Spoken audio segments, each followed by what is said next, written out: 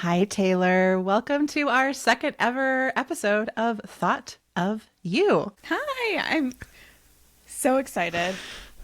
It just is becoming the highlight of my month. I know, I was so thrilled when we put this on the calendar. And I was also like, the audacity of a 4-hour calendar event with my closest friend. Hell yes. So when this episode releases, we will actually be together in person for the first time in too long. And we will be emotionally, mentally, physically preparing to have the finest dining experience of our entire lives. Do you want to tell the people where we're going? Yes, with pleasure.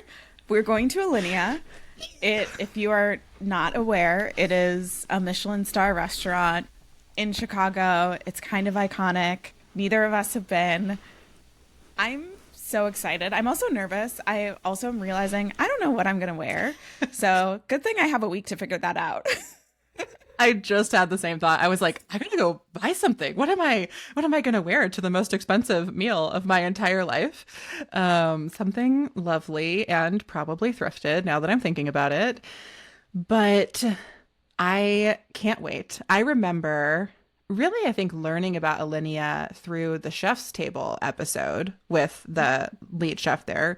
And it was so beautiful and just so inspiring to see food elevated to the level of art.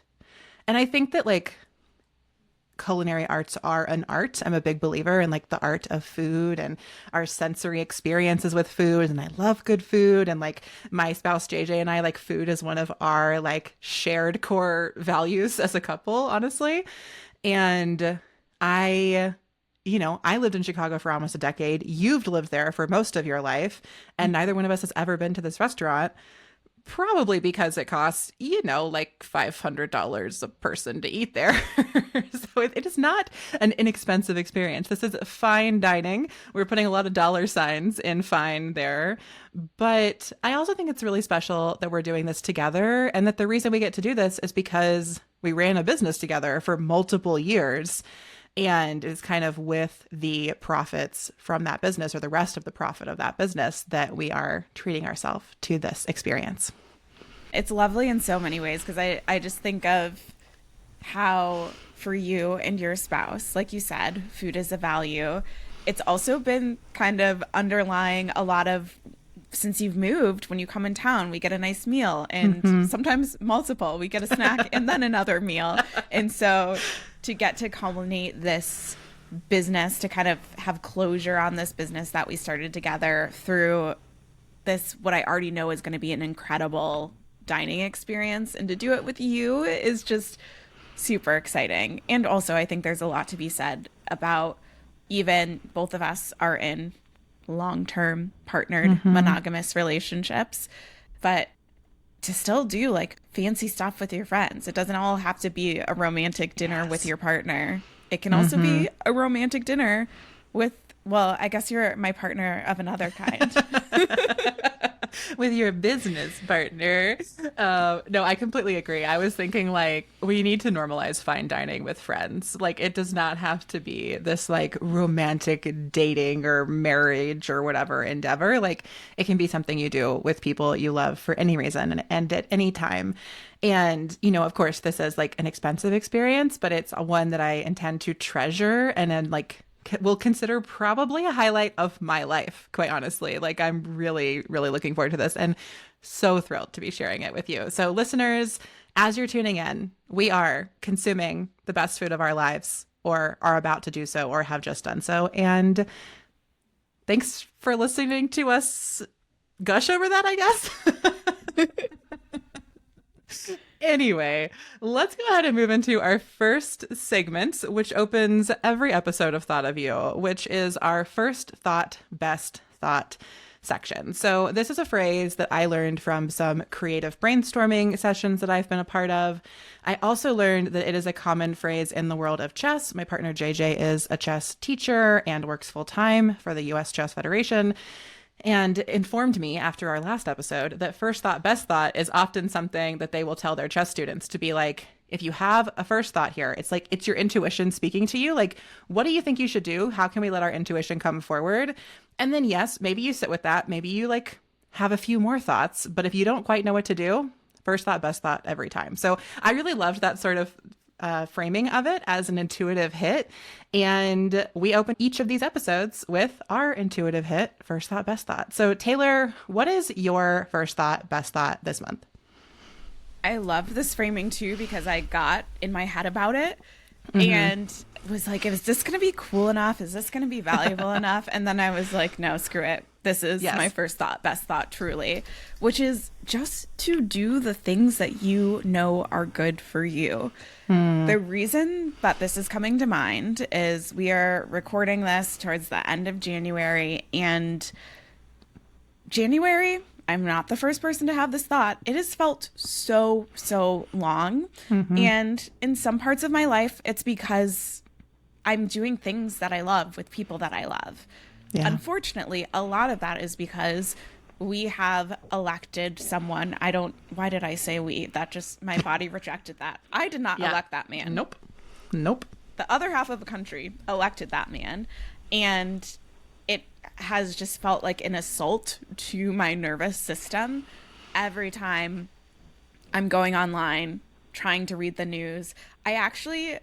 We can put this in the show notes. I actually subscribe to something. It's called the Log Off newsletter. I think it's from Vox. And just at the end of the day, it sends you, here's what happened. So you can know what happened, but not have to be constantly clicking. And what I've found, I have done my fair share of doom scrolling. Thank God for my husband, Matt, who will be like, are you looking at things you're enjoying right now? If not, Thank you, Matt. He has been known to take my phone away, move my laptop to a different setting, call my dog over to cuddle me. And so that is a reality. The other reality is that I, especially in talking with my therapist, have just been like, I need to double down on the things that I know are good for me. So that's looked like making sure that I am moving in the morning. My day is just so different when I move in the morning. I have PMDD, which is a very extreme version of PMS. There's like supplements that I take that help a lot with that I got out of the habit of taking. And my realization has been that my PMDD is always going to be there, but it normally is proportional to the level of stress that I have. And we are just living in a more stressful world. I also have a heavier course load than I had before. There's a lot more going on just for me personally. And so leaning into the things that I know are good for me, things I know bring me joy, and lingering on the things that bring me joy. Like I have multiple houseplants right now who are budding either new sprouts or new leaves. And I just am so ecstatic about it. I'm like, babe, have you seen this? Did you see? New leaf just dropped.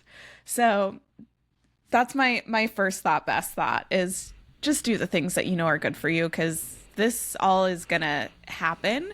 And we're only going to be able to respond to it if we're nourishing ourselves. And it sounds so basic, but like, have you actually been doing the things that you know are good for you? Probably not. Ugh, why are you calling me in? Okay, I love new leaf just dropped. I have to report that my Monstera has grown a beautiful new leaf over the past week, and I am in awe of her. She is the best. Also, she is a plant that was like a clipping from a friend of mine who I visited out in Oregon. And my friend Kristen, shout out to Kristen, sent this plant clipping home with me in my backpack. I carried it as like a little carry-on. Everyone was like, do you have a plant in your backpack? And I was like, absolutely, yes, I do. And I brought it home when it was just like one Monstera leaf, and now it is huge and growing. And she just got a new leaf this week, which is also a good reminder to me to go spend some time with her. And I just want to highlight and like kind of think together with you about the things that we do to take care of ourselves. So I heard you say like moving in the morning, taking the supplements that really help with your PMDD, which I know can be so awful and so overwhelming. And I'm just glad you have support around. I'm trying to think of the things that I do to take care of myself in these ways. Like something that really helps me and when I make time for it is reading. In January, I felt so much better if I like ended my day in bed with a book than if I ended my day in bed with my phone. I noticed. So that has been a really helpful shift for me. And also, like, I just read way more. Reading a book before bed doesn't always help me get more sleep because I am so prone to like, I'm just going to start this cute little book. And then 400 pages later, I finish the book and it's 1:30 in the morning. So I definitely do that a lot. But honestly, I'd rather lose sleep because I read a great book than because I like scrolled and stressed myself out and then couldn't sleep about it. So I try to remember that, like, they're not the same. Those are different things.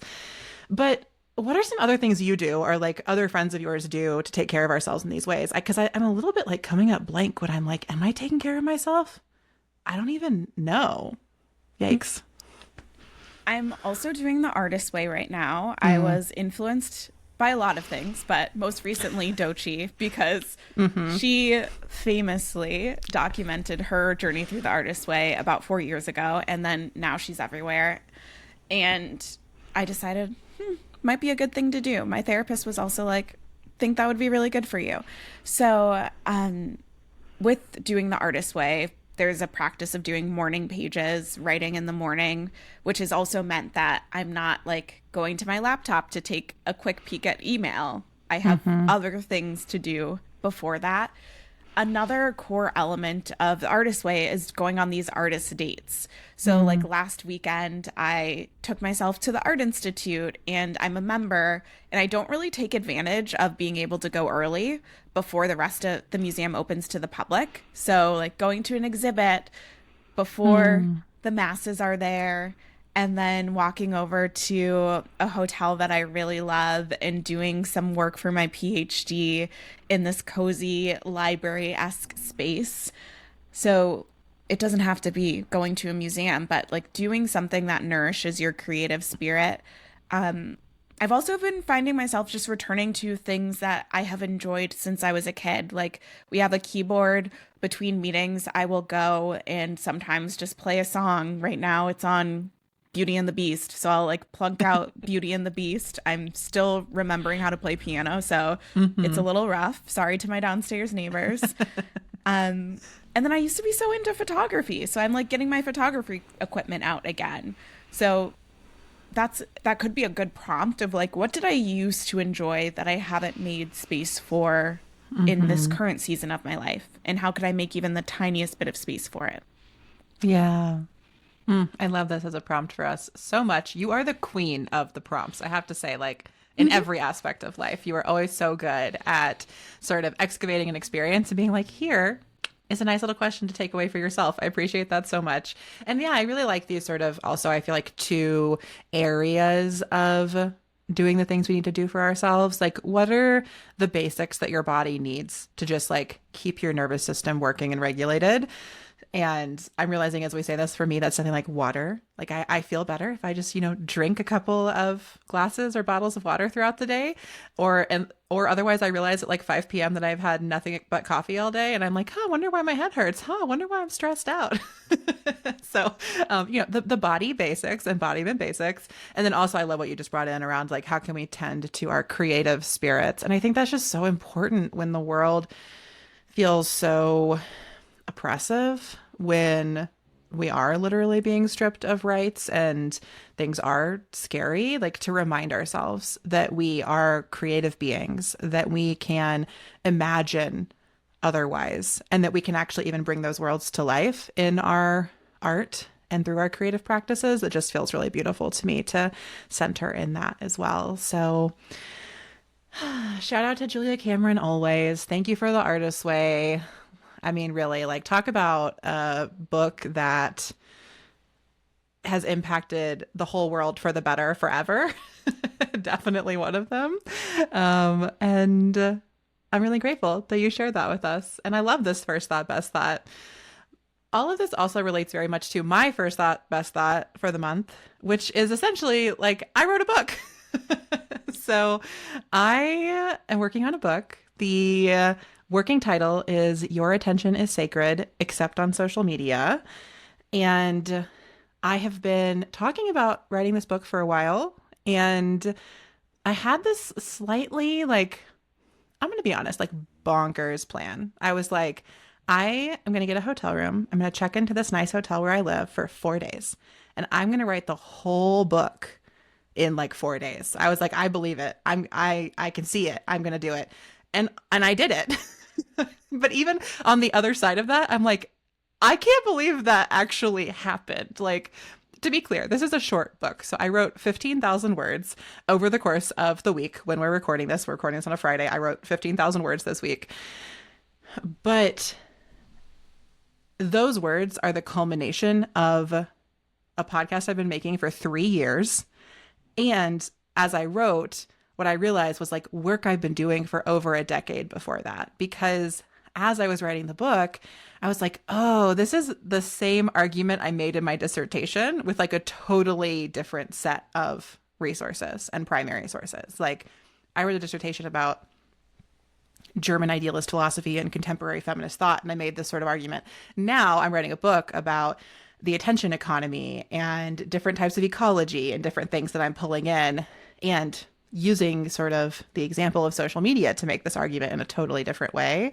And I have just felt for the first time in so long, like deeply integrated. Like it just really felt like everything I've been doing for like 15 years has like clicked into place. And I'm like, whoa. I'm like, this is what it must feel like when like everybody's chakras are aligned. I think that's the experience I'm having. I'm like, wow, it's all aligned and it's glowing. And so I've been offline for the past like 5 days, just doing this work, living my truly best life in my own literal bubble of like not doing anything, like waking up, getting coffee, writing all day, taking a nap, getting on the bike, doing something like that's all I've been doing. And so, I'm trying to both like hold on to that feeling while also now like re-engaging the world. And it's been really interesting because, my book is about attention. And one of the things I do in the book is sort of try to make this distinction between paying attention and giving attention. And this idea that like when we are paying attention to something, we're in this sort of like transactional economic framework where it's like, oh, I owe you my attention, or, oh, you're buying my attention with like this flashy video, or like I owe it to you out of some sense of obligation or transaction, or I give you my attention so you owe me something, in contrast, like in the other direction. And I'm trying to contrast that with giving our attention, like choosing to turn your gaze toward or away from something. Like, what does that mean? How can attention be an act of generosity? And it's like helped me engage with what's happening politically in a different way. And it's also kind of returned me to some extent, like a politics of refusal. Like, are there things I can refuse to pay attention to? And that's actually like also leads into like all my decisions to leave social media, etc. So yeah, I wrote a book and there was a lot there. I cannot wait to read it. I love that in our little signal chat, you would just report at the end of your writing day and I would get to celebrate alongside of you. And I am both in awe of and also not surprised that you wrote it in 4 days, because like you said, there was parts of my book when I wrote it where I was like, oh, I've been saying a version of this. I'm just putting it in words now. And it felt like that happened for you, but in an even deeper way, because you were bringing these different sides of yourself that I just, as your friend and also as a person who is trying to figure out how to direct my attention, how to be generous with my attention, I can't wait to read it. Yes. I'm always your biggest supporter. People who are listening, I'm always Amelia's biggest supporter. And I just so appreciate the way that you are able to see where something is going and go ahead, in this case, by leaving social media. And I remember telling you when you were doing Off the Grid, like, yes, it's going to take a while for people to catch up. Don't give up. And I'm so glad that you didn't give up, because you are just leading people so, so beautifully. So there's my encouraging Taylor talk. There has to be at least one per episode. You're also so good at pep talks, prompts and pep talks. such a queen of all of these things. And thank you. I remember very vividly you telling me, like, at the end of season 1 of Off the Grid, I was like, this is not hitting. I'm not sure it's worth my time to keep making it. And you were like, absolutely, you have to keep making it. Like, you cannot quit this. People will eventually be ready for it. And 2025, it just feels like, oh yeah, the people are ready for it. We are all ready to reevaluate our relationship with social media. I mean, I'm even hearing that from like my mom and like my 75-year-old aunt about like even their sentiment on the platforms they're on, which are mostly Facebook, like is shifting. I mean, they're not quitting using Facebook, but they are saying things like, I don't see anybody's stuff anymore. And like, it's just full of scams. And like, I think everyone is feeling the shifts and they're at different stages in their relationship to how they're processing or shifting as a result of that. And before we move on to our next section, I just wanted to add one more first thought, best thought to our list. So I guess I have first and second thought, best thoughts this week. We'll allow it. We'll allow it. Thank you. Thank you. The other thing I did in January that was like really, really fun is that I built a free little library with my dad that we are going to install in front of my house in the spring. And I mean, my dad is a woodworker and I love working with him. So like it was a fun project for us to do together. And I liked that side of it. But I have also just like with the political atmosphere and everything happening in the world, especially in the United States right now, it also just feels like such a good time to have books in front of my house and to like kind of be able to share both like the pleasure of reading and also like sort of some of the books that have informed my politics with my neighborhood, you know, and like kind of put them in circulation. I think that, you know, I believe we're only going to see an increase in book bans throughout this year. We've already seen that since Trump was elected, that more books have been banned by state legislatures across the United States. And I think that it's going to be harder for certain kinds of books that I love, books that are about feminist politics, books that are about queer families, fiction and nonfiction, to find those. I think it's going to be more challenging. I also have like a huge collection of zines, particularly about reproductive rights, that I'm looking forward to circulating kind of through my neighborhood. And I'm just really excited to, when it's spring and the ground is a little softer, to put it out and have it there. And it's been a really fun project to start to think about like, what are the books that I want to include in it? And, you know, there is another free little library, like a block or so over, but I will just say like the political leanings of that household are through yard signs, very apparently very different than mine. So I wanted to add my own little library to the mix.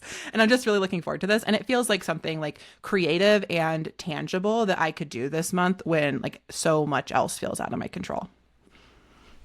Yeah, I love that. And Miriam Kaba, who wrote Let This Radicalize You, We Do This Till We Free Us, and is just an OG organizer, has been talking so much about if you're looking for a tangible way to support in your city, seeing what you can do with your library, because libraries are just sites of not only the physical books that you're doing through your free little library, but also where there are free services, where if you are a person who is unhoused, you can, especially in Chicago, also where you're at too. Yes. You can get some warmth. You can get all sorts of different classes. And so I have been holding, the more that I see her talking about that, I got engaged at a library. I've always loved libraries, but thinking about libraries as ways to envision a future where everyone has the resources that they need, both material resources, but also resources to nourish your mind and your creativity. So I love that you have your own little slice of that coming in the spring.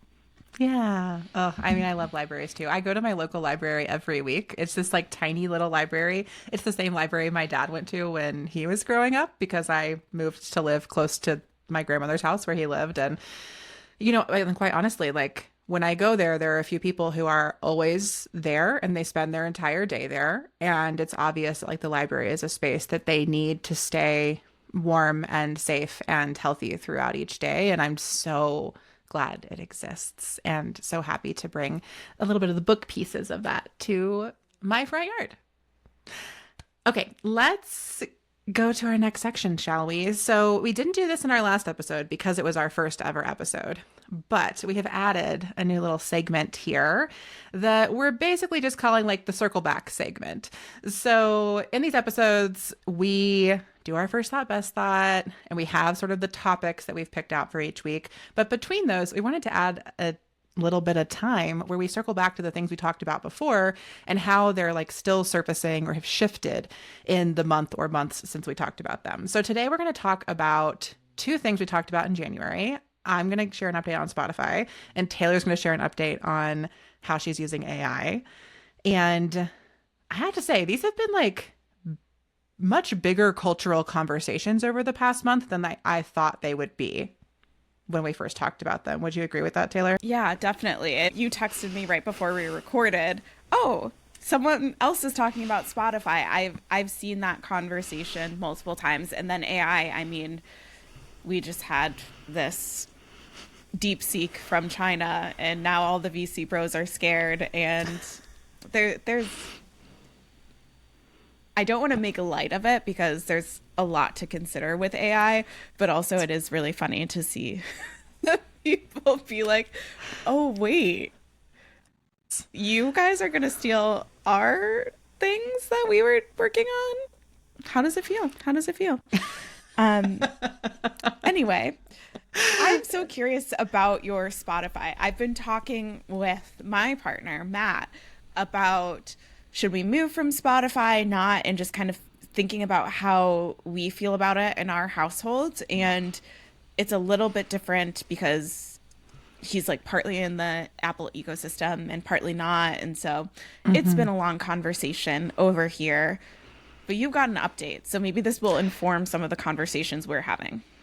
Yeah, absolutely. So for anyone who didn't listen last time, Taylor and I talked about some of the many issues that are arising with Spotify, or I guess that are really being uncovered by journalists who are digging into not only how little Spotify pays artists, which is literally fractions of pennies on the dollar per stream, but also the rise of Spotify playlists and how Spotify is really pumping their playlists full of music that they have essentially like commissioned for a low cost and never have to pay royalties on.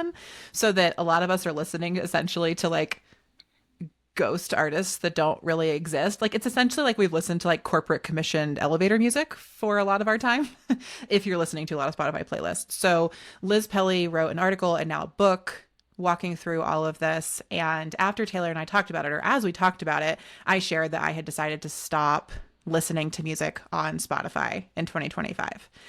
And there's a part of me that's like, this is so trivial, who cares? And then there's also a part of me that's like, no, literally everybody listens to everything on Spotify. How am I going to do this? Like, it has been easier and harder than I thought it would be. So essentially what I did is I moved all of my listening to Apple Music. Apple is not a perfect company. Apple Music is not a perfect platform. It just pays artists a lot more than Spotify does. And so for me, what I've really tried to stay centered in is like my goal with making this choice is to get more money to musicians, specifically to independent artists. So I'm honestly a little less concerned about the like Taylor Swifts of the world and how I'm listening to their music. I'm much more concerned with like, how can I help the independent artists, all of my musician friends in Chicago and elsewhere. Like, I want them to make money from their art. And how can I make sure that I am helping make that happen, not a part of the problem of why they're not making any money? So in the shift, basically, I downloaded an app that transferred all of my Spotify playlists to Apple Music.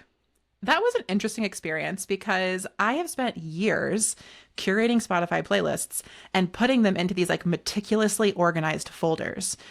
So when I opened my Apple Music after the transition, I had like over 300 playlists that were just literally like everywhere It was so haphazard. I couldn't find anything. I was like, what even is all of this stuff?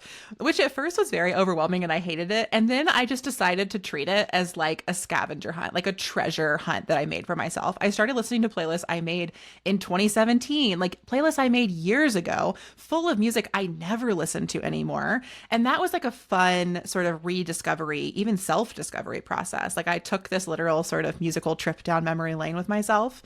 And eventually I got everything reorganized and it kind of makes sense to me again. And so that was like one thing that happened.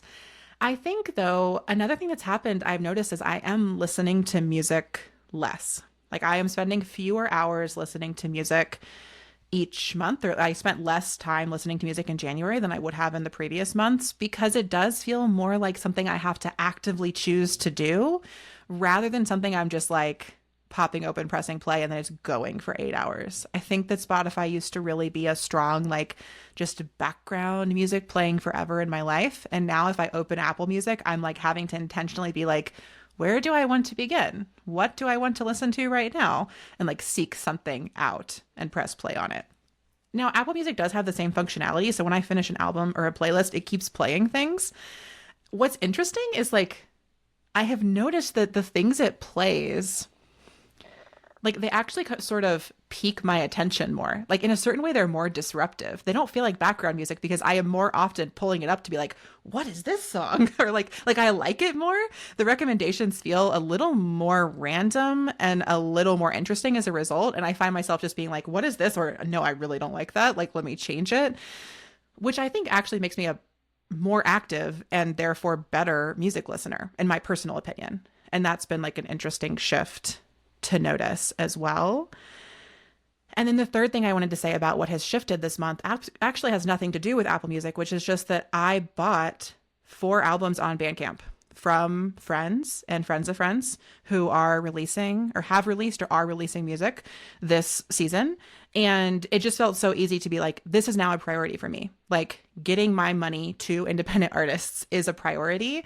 And so, yes, I'm going to buy your album. It cost me $10. Of course, I'm just going to spend the $10 to listen to it. And then honestly, normally after I buy it, I still go stream it in Apple Music. It's not like I mean, I download the files, but I don't always listen to the MP3s. Like I'm still streaming it. So they're making, you know, theoretically more pennies on the dollar from my streaming it. But I think that has felt like the clearest place my priorities have shifted. And it's been interesting just to notice my music listening behavior change after leaving Spotify. Okay, that was like a lot of updates in a row, but I'm curious, did any of that shift how you're thinking about your relationship to Spotify over the past 5 minutes? Well, thank you for sharing, first of all. And it is interesting because I actually, what you're saying Apple Music is forcing you to do, I have been forcing myself to do more. Like I'm intentionally trying not to go to their playlist. I'm deciding what do I want, or even Matt has this uncanny ability. It's truly uncanny. We were driving to a meeting earlier today and I was like, okay, can you queue up some songs? Queued up the song so perfectly that the last song went off as we were pulling into the parking lot. Like we pulled into our spot and then that was the end of 360 by Charlie XCX. Genius. So we've been doing a lot more of like, let's pick what the vibe is that we want. And there was an album that dropped today. The Weekend came out, which is, I can take or leave The Weekend. And Matt was like, no, I don't think that's the vibe that we want for this meeting that we're getting ready to go to. So let's curate something ourselves. So that's been a lot more fun. I agree on the still giving money directly to artists. And when Matt and I have been in conversation, that's what we keep coming back to is, okay, can we buy their albums? Can we go to their shows? I've been paying a lot of attention to La Russell, who I just heard about through his NPR Tiny Desk concert at the end of last year. And he reminds me a lot of ways of what Chance the Rapper was doing in terms of being independent. But he's even taking it a step further. He's built this platform that you can do almost like a pay what you can for concerts. And so the way that he is approaching the music industry and creating more infrastructure so that it is viable for artists to be independent is just something that I'm watching. I also saw James Blake. He's been talking a lot. He's one of my faves. He's been talking a lot about the economics of the music industry, and he's been doing a lot more direct to consumer things. And so I think you and I both end up landing in similar places. And the question is, okay, how can I more directly get dollars to independent artists? And jury's still out on if we're going to make the switch over to Apple Music, but that is the question that we've been thinking about. And I've been making note of the different mechanisms that allow me to do it, Bandcamp or otherwise. Yeah. Oh, I think that's so fascinating. And I want to pay more attention to the ways that artists are creating their own solutions for this, like independent solutions to these corporate problems.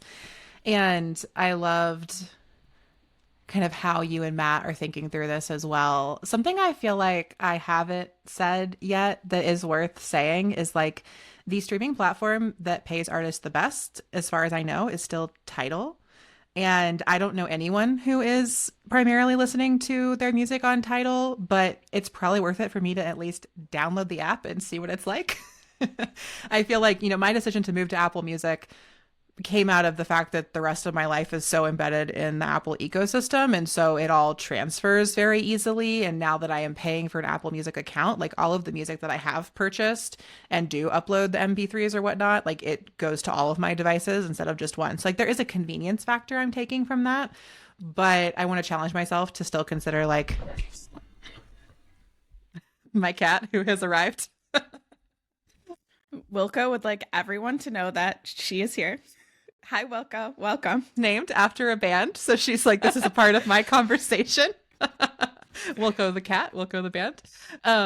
But yeah, I think it would be good to challenge myself. Like maybe I would like the Tidal UX even more. And I've never tried it because the Apple Music UX is one of the things that keeps me from opening it as much. The one thing that I really miss from Spotify, and honestly, I still use it for, is like, well, I guess two things.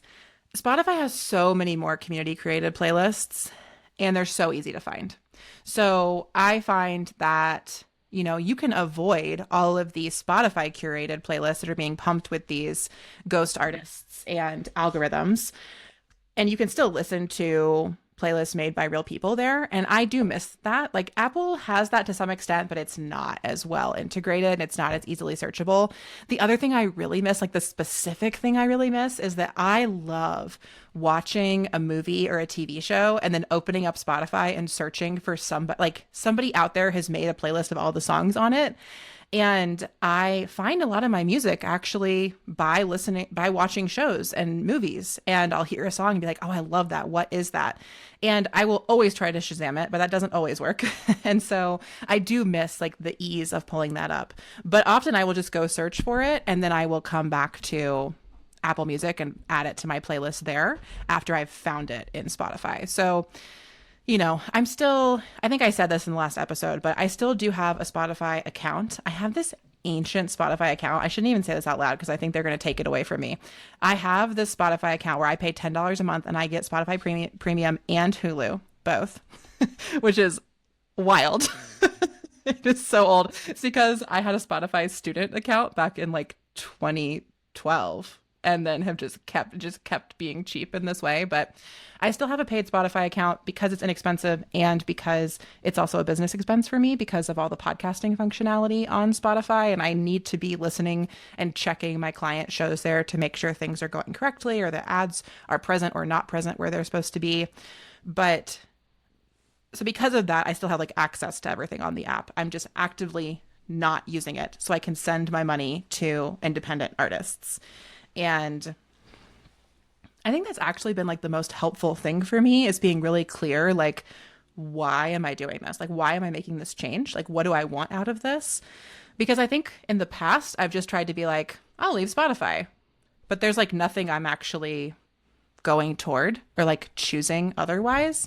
And now having this really clear, like, no, I am choosing that I have like this value of getting my money to independent artists. And that's like kind of giving me the motivation to stick with this different decision, even when I feel, frustrated or confused by it sometimes.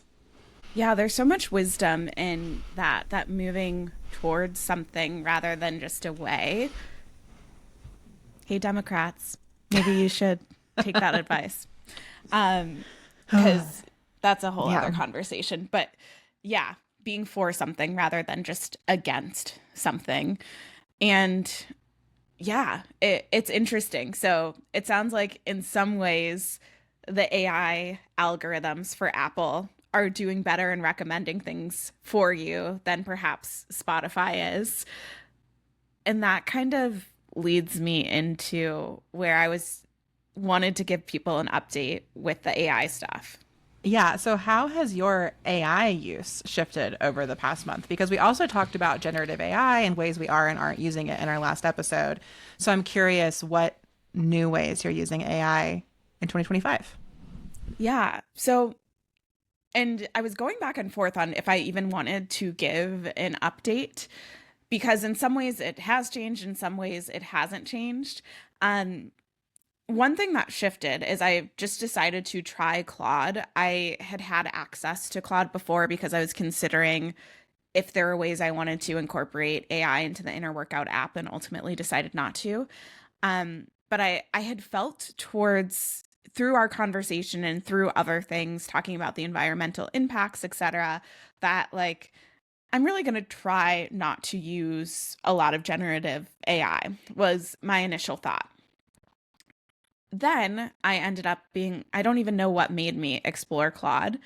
And the way that I'm using it is kind of similar to what I was doing with ChatGPT. And Amanda Laird, shout out to Amanda, who was listening to our first episode on a walk, which is exactly how I imagined people listening to this podcast. Her and I were chatting and she said, I really think that AI is best as a thought partner. And that's what I ended up doing. I was thinking about myself as this multifaceted human, and I have given a lot of thought to how do I express who I am, what I'm interested in, the types of people that I serve. And I got to a point where I was just so stuck in my own head doing so much navel gazing that it was nice to have outside input. I also do think I was just distracting myself from the homework, from the world, from a big work project I had due, and ended up on Claude. And I will echo that I think it can be a great thought partner. I don't know that it's a better thought partner than a human, but it gave me some really good insights, some copy that ended up getting integrated into my website. And that's the thing that made me say, maybe I want to give an update, because we had talked about not using AI for writing. And then to a certain extent, I used AI to help me with writing. Now, I inputted a lot of my own work in writing and things in there because honestly, I think AI is probably going to steal that anyway. So I wasn't overly concerned about it. Or saying like, here's a phrase that I've really been thinking about. And then again, I'd get it to ask me questions. Why do you really like that phrase? How does this relate to this thing that you initially told me that you valued? And what I found, again, there were some pieces of copy where I'm like, ooh, I really actually like that as is. And again, I think it's because of the level of input that I put into it and the level of reflective questioning it did before we got anywhere. But I also found like these little snippets of words that it would say where I was like, oh, you're on to something there. And then I would play with that on my own or in partnership with this artificial entity. So I guess I'm giving this update mostly as a confession that I did use AI to help me write a little bit. And I don't know how I feel about it. I truly still don't know how I feel about it. Ultimately, I'm trying to minimize my use of generative AI. And also, I feel like it was better for me to be on Claude putzing around about my personal brand than to be doom scrolling on Blue Sky. So that was the choice that I made. And that was the lesson that I learned. Yeah. I love this like thought of you confessional time. As a lapsed Catholic, I am very well versed in the confessional, but I feel like the spirit more was like of a disclosure, perhaps more than a confession. It's not like you had to be like, well, I did this and I think it was wrong, but more like, oh, I've expanded how I'm trying this thing out and I want to sort of disclose and share that. And I think that, AI disclosure is something that Amanda Laird and I talked about in an episode of Off the Grid when she came on, and we talked about like the trend of generative AI. And Amanda was saying like that she thinks more and more like this having or choosing to disclose where and how you're using AI in your business is something that's going to come up more and more this year. And it has been coming up with business owners I've been talking to. I've also been thinking a lot about something that we didn't talk about last time, but like the difference between generative AI tools that write words versus speak things aloud versus create images. Because I think that the conversations around them have been different. Like most people I see using Claude or ChatGPT as like a thought partner or asking it to write things for them. I think there's a general cultural sense that like that's okay to do.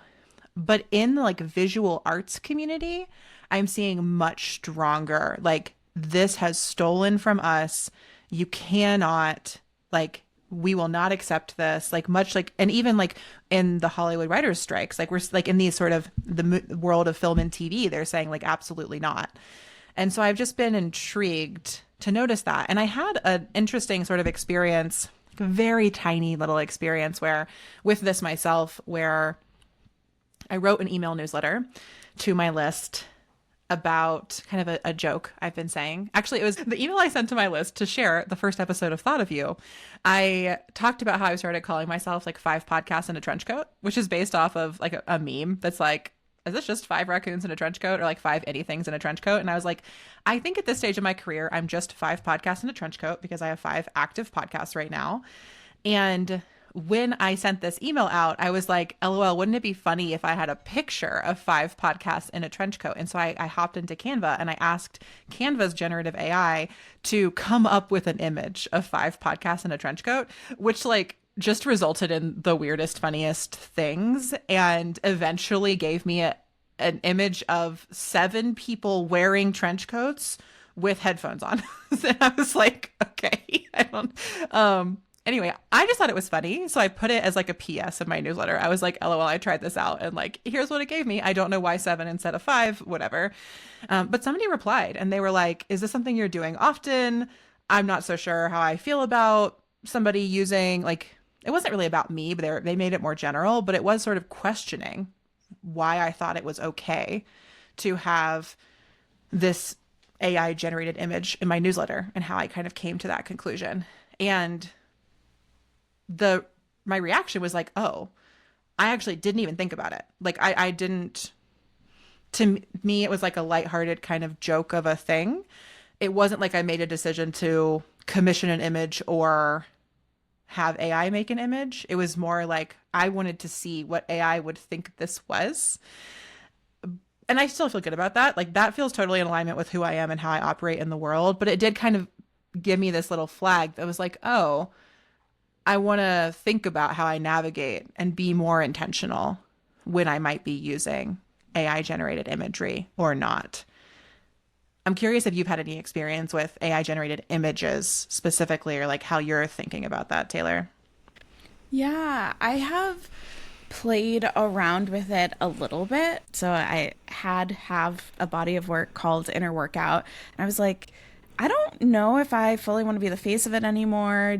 What if I had a mascot for it, especially for the app? And so I played with generative AI to just see what it might look like. In generative AI, from an image perspective, from my understanding, it's hard to have consistent characters. So it was less that like, this is going to be something that I can use across and I can tell generative AI to make it in all of these different things. It was more like, can you help me do some concept work to see if this is even a direction that I potentially like.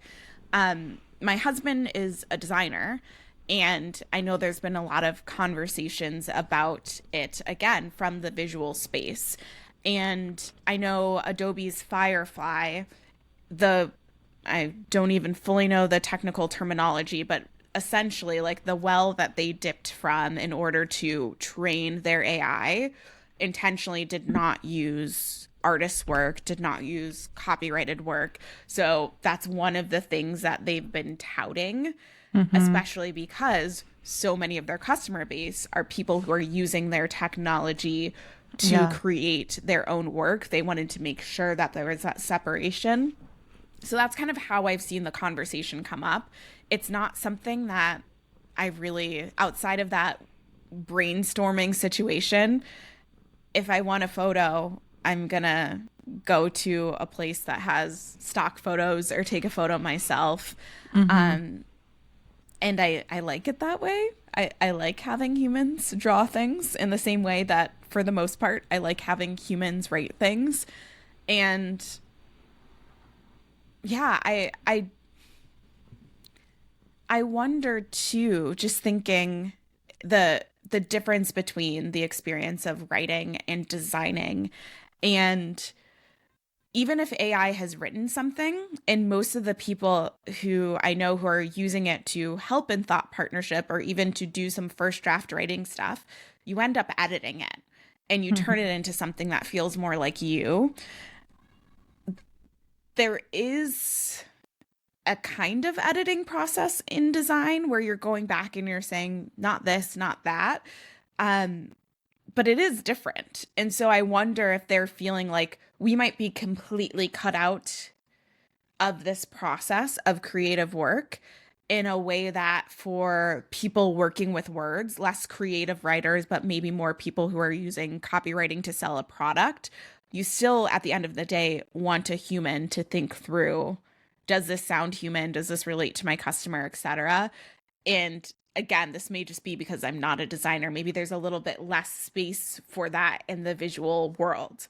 Not to say that writers want generative AI to run wild either, but maybe they feel like there's a little bit more room. Yeah. And I mean, I just think also around like everyone who goes to school learns to write. Not everyone who goes to school learns to create visual art.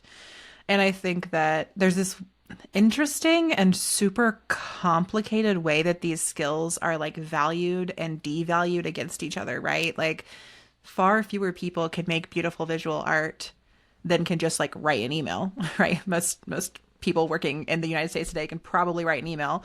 Very few of them can probably make a beautiful digital painting. And at the same time, the visual arts careers are so underpaid, undervalued, served in so many ways. And so I can see why it's like this unique and special skill set that is just kind of to some extent like then gets replaced by a generative AI. And in the same way, like, when I got that image from Canva that had 7 people in it, I didn't know how to make it have 5. I couldn't change the colors of their coats. Like I really couldn't do anything to it. Whereas when I get an email from ChatGPT, I rewrite the whole thing, because that is something that's like relatively easy to do in literally any typing platform you can find online. Whereas like changing an image is much harder. And so yeah, I think there's a lot of nuance there. And I feel like I'm probably going to end up in a world where, I mean, the 5 podcasters in a trench coat image was such an outlier for me to begin with. It was maybe the second thing I've ever AI generated inside of Canva, and the first one I had ever that had ever left Canva for me. But I just feel like in terms of my value around getting money to independent artists, like generating images via AI is not in my future. And that feels good to me, but I'm curious to see how just like the cultural conversation around it evolves for sure.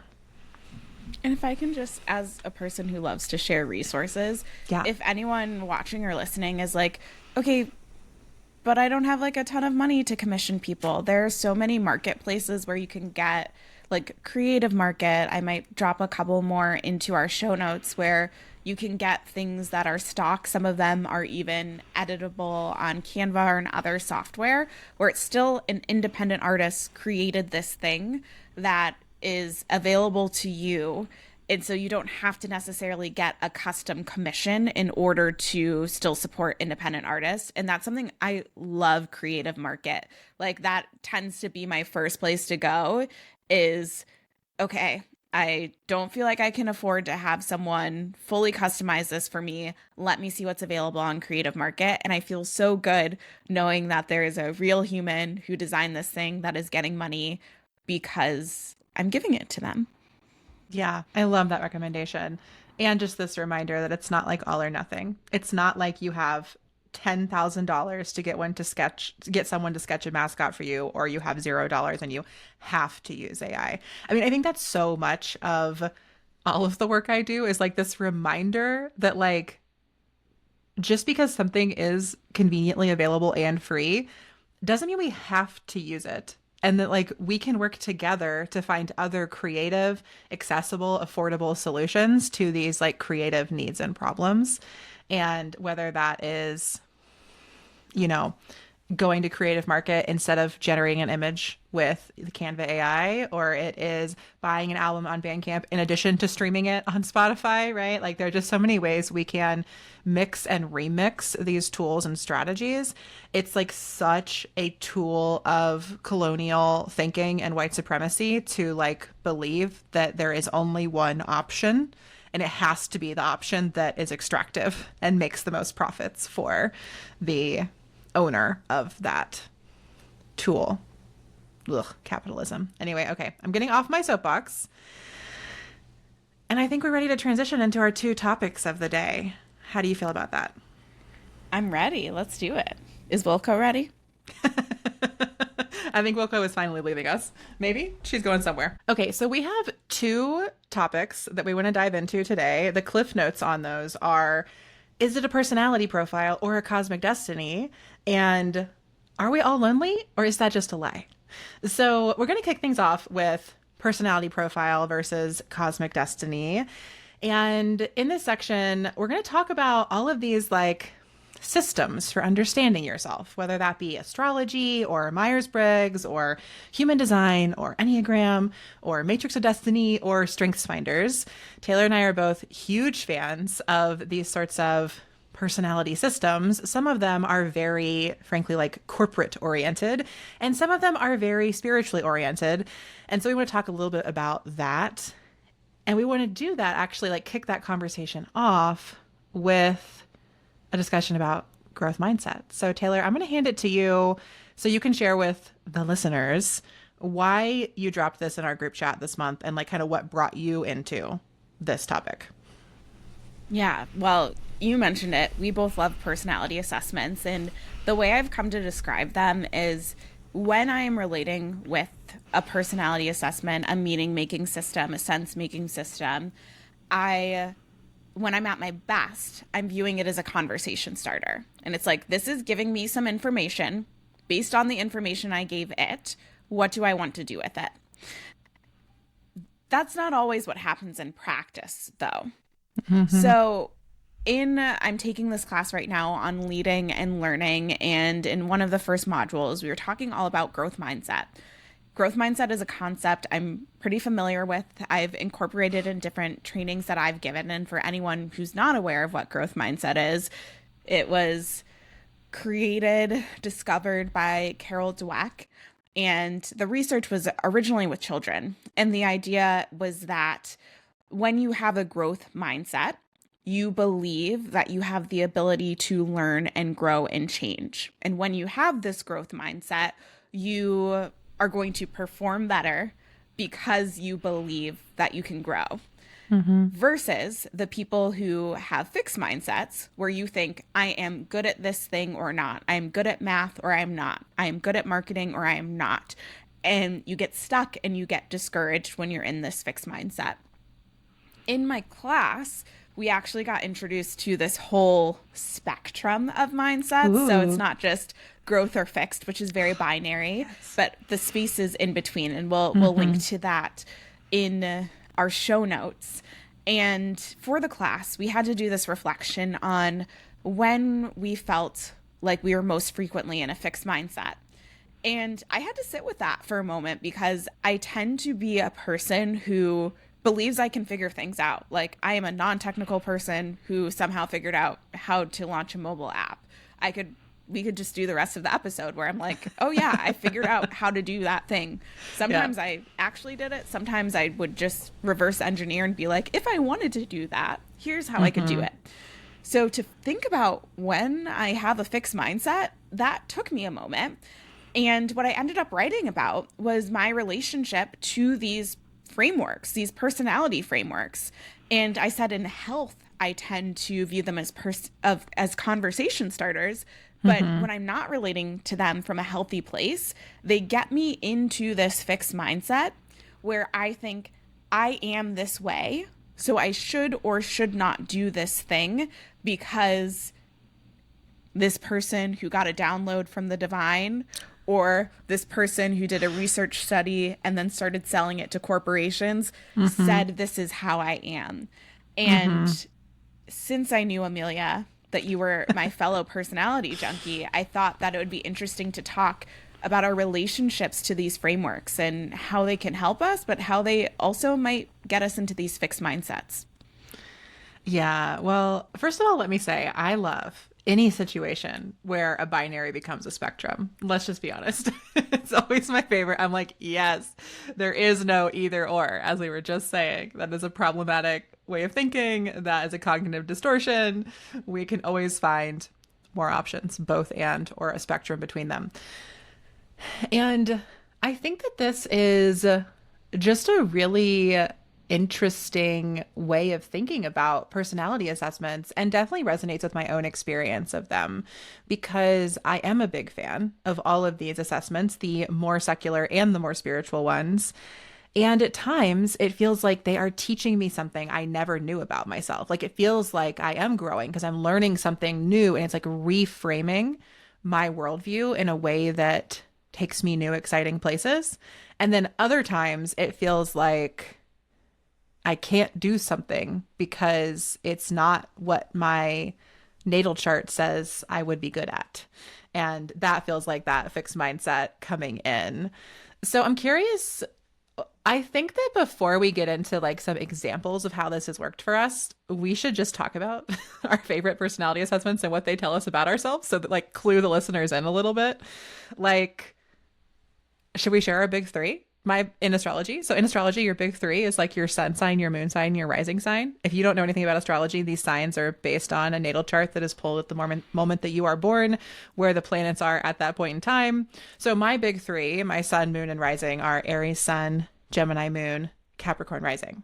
What is your big three, Taylor? My big three are Sagittarius sun, Capricorn moon, Virgo rising.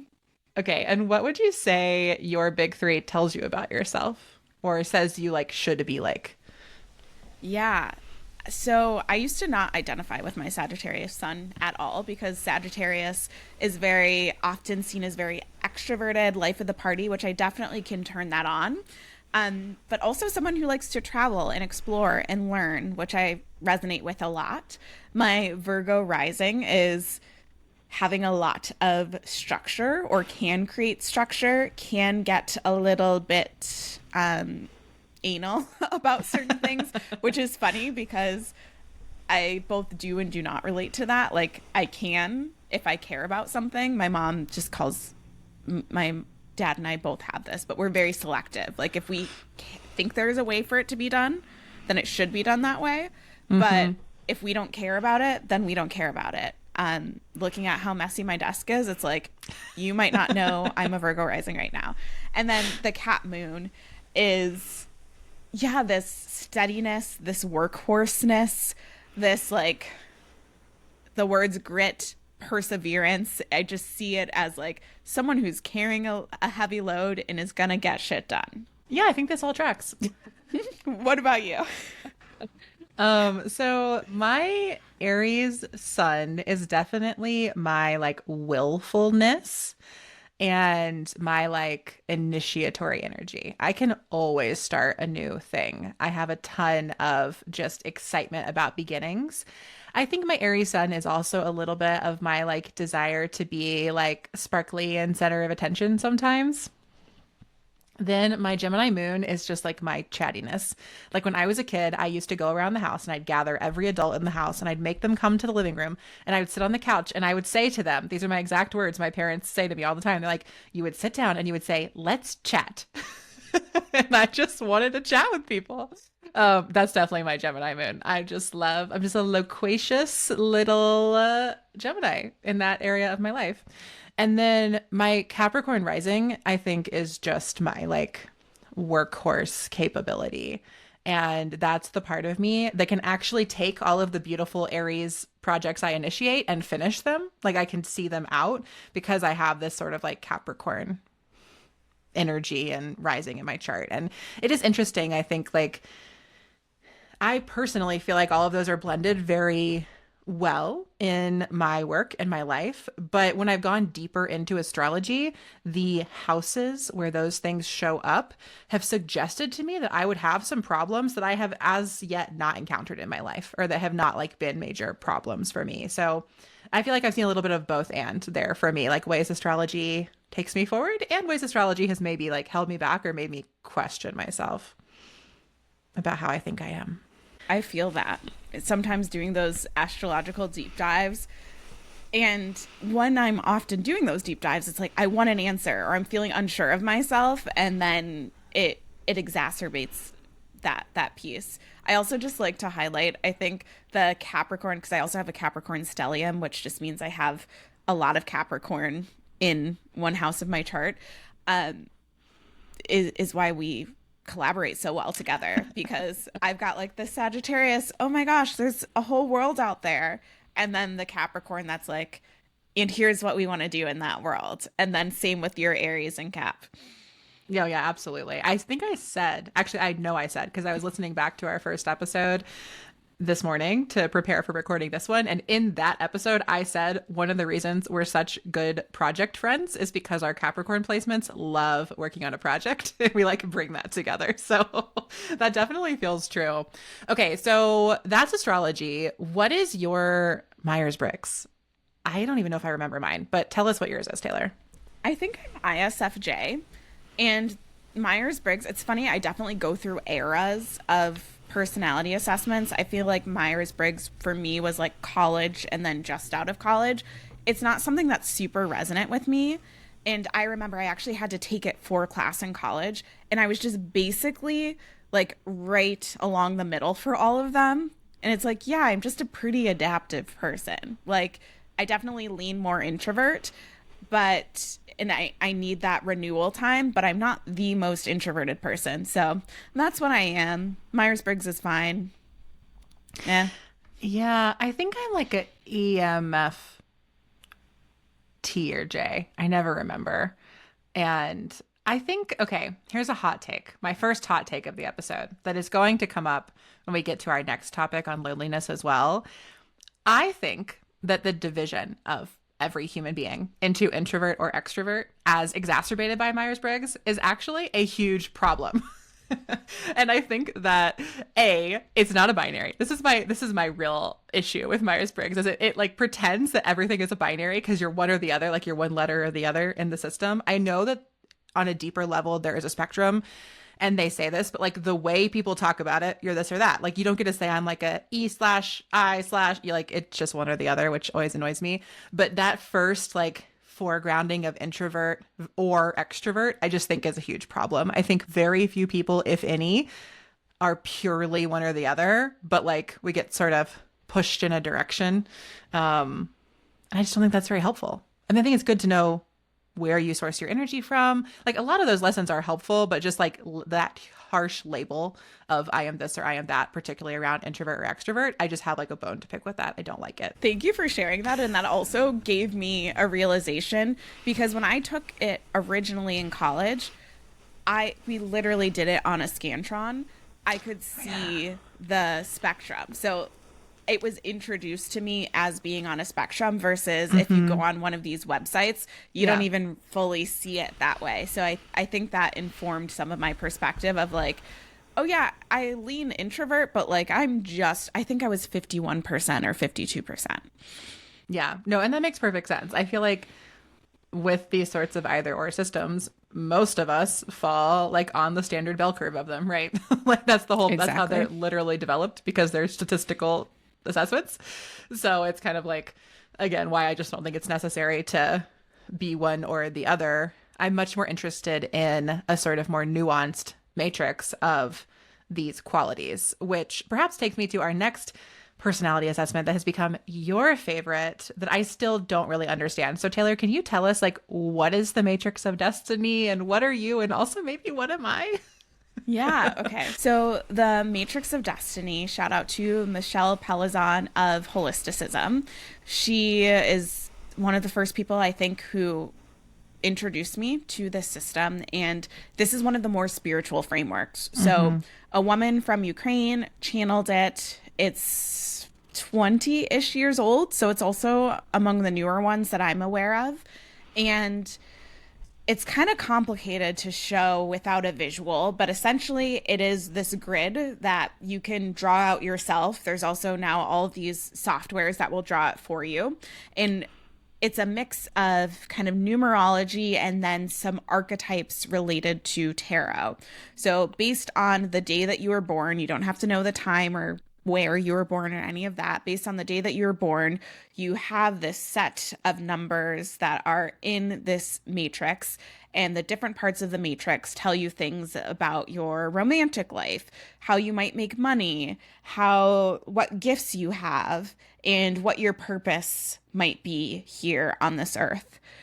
This is really one of the systems that clicked for me pretty quickly. I also did like I took a course on it. I pulled everyone's chart that I would be like, Solange, what's your chart? Or I'd read a book by someone, I'd be like, what is that person's chart? Like I just Hmm. did a lot to start to familiarize myself with the system.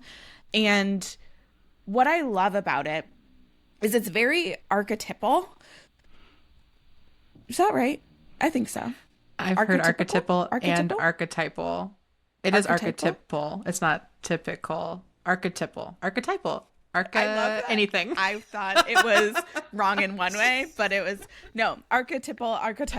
Yeah. One of those. Take your pick.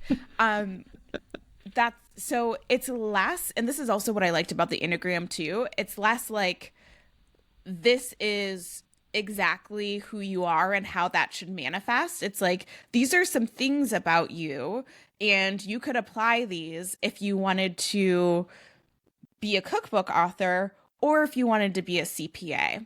So that's at a really high level what the Matrix of Destiny is. And I have had a lot of fun playing with it.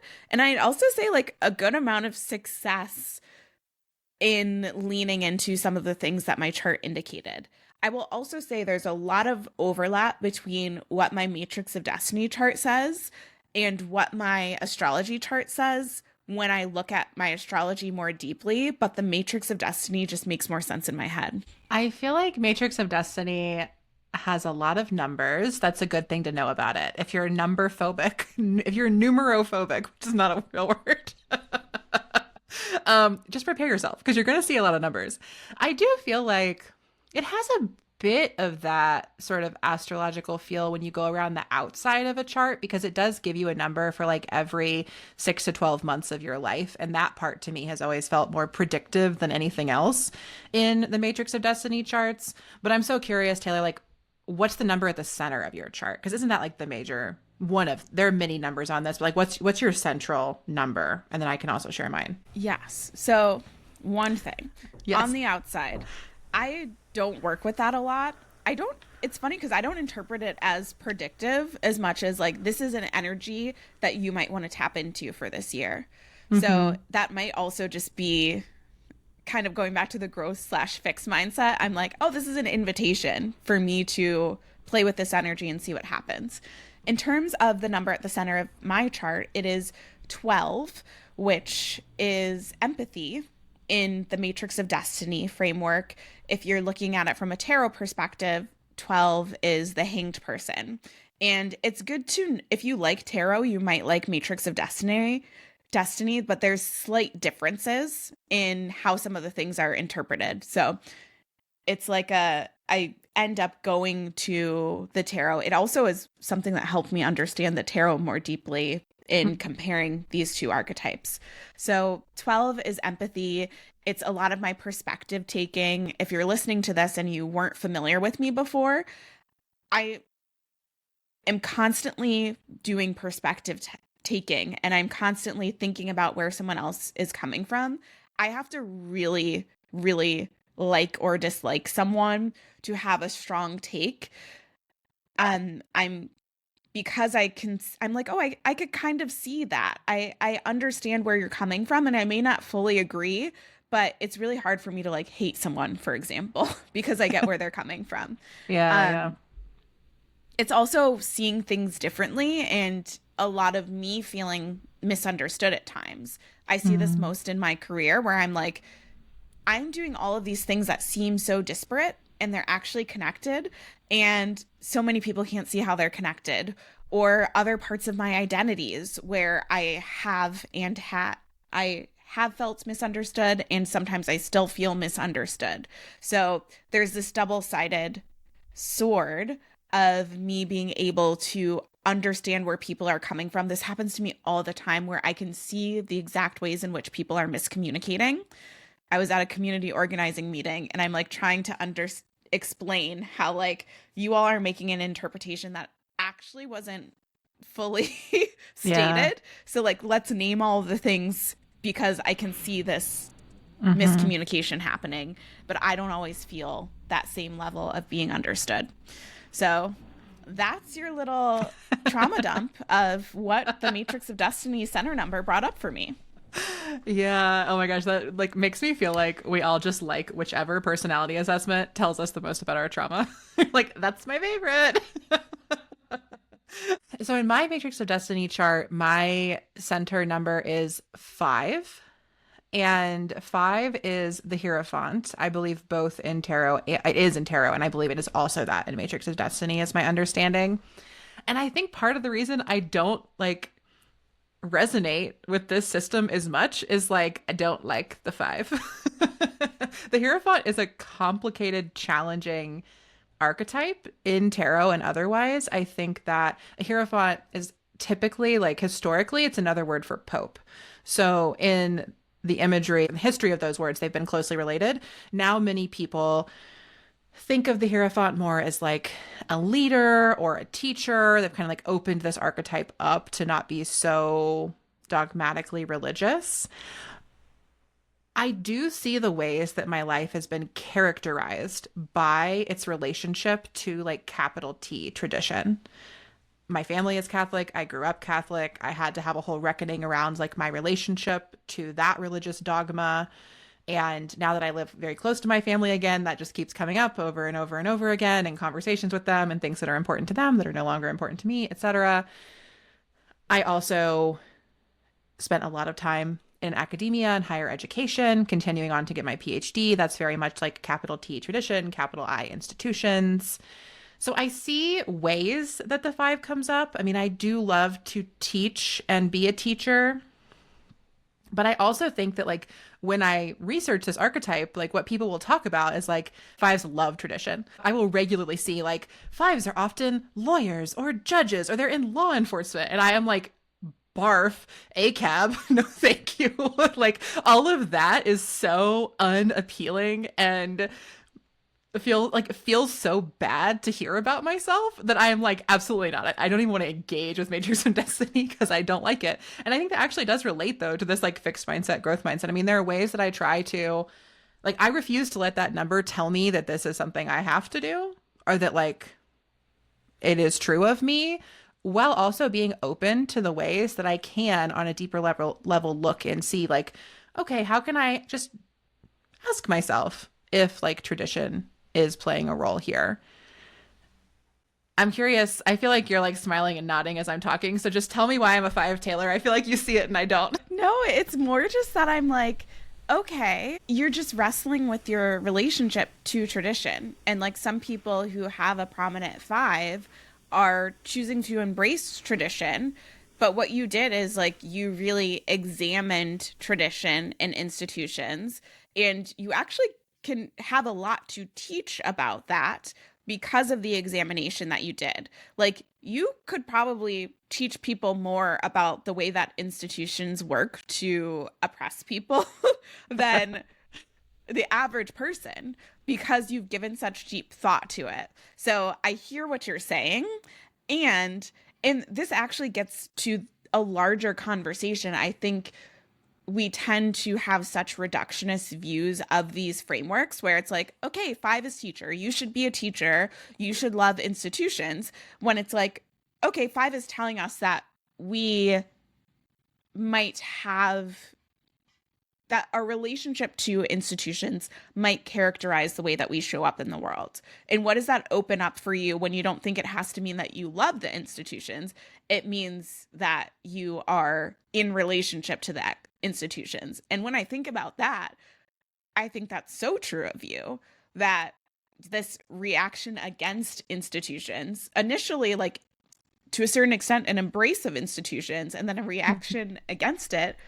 Complete, like, think about all of your work with social media, an institution that you're like, here, y'all, here's how we get out of it.